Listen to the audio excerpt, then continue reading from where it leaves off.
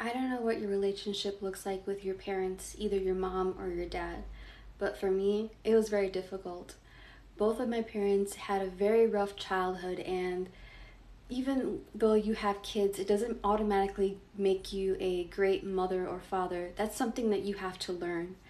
So basically, I grew up in a Muslim household with very strict Muslim rules, and I followed everything that I was supposed to do, that was part of the culture and part of the religion.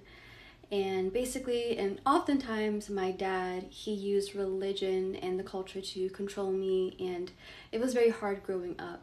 So I grew up with having, issues with my dad, but once I found Jesus, once I got saved, I learned how to love.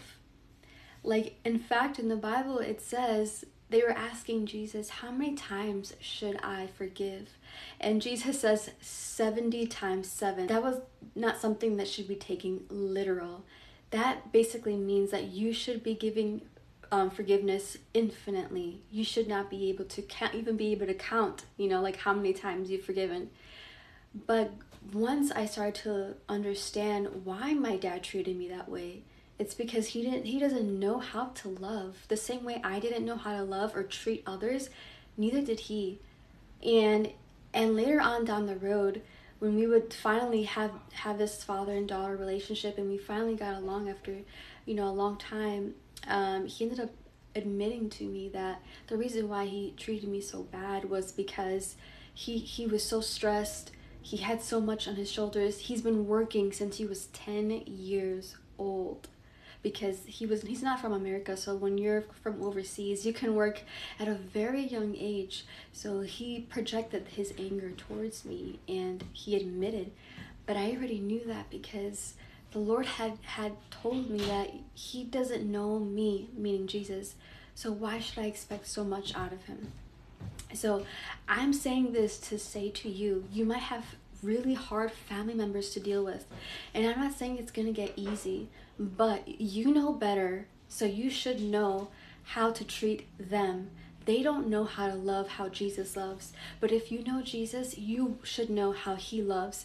And Jesus loves those that hate him. Jesus loves those that ridicule him. Jesus loves those that use him.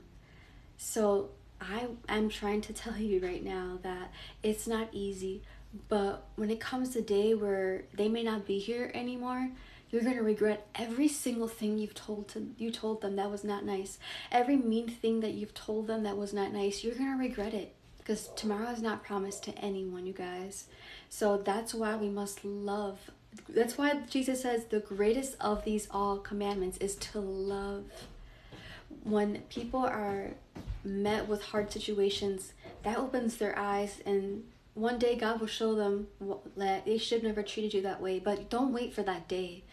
You gotta treat them with love and kindness now, because that is what wins them. That's what wins the heart of someone, is your kindness and your love. If you are in your word and you're praying, it shouldn't be too hard for you, you guys. And trust me and believe me, how many times I've had to forgive and forgive and forgive. I regret nothing. And now, after so many years, me and my dad finally get along. Like, I love him so much. I love my dad so, so much. And I love my parents so much. And there is a sunshine on the end of the tunnel during this whole situation, you guys. But it also takes you to be strong. You have to be strong and continue to love them even when it's hard, even when they lie about you, even if they disrespect you. I don't care. You have to forgive and love them. Love them like Jesus loves them. I pray this blesses you. I know this is not easy, but trust me, it will get easier as soon as you continue to exercise on loving the hard, loving those that hate you, loving those that are hard to love. God bless.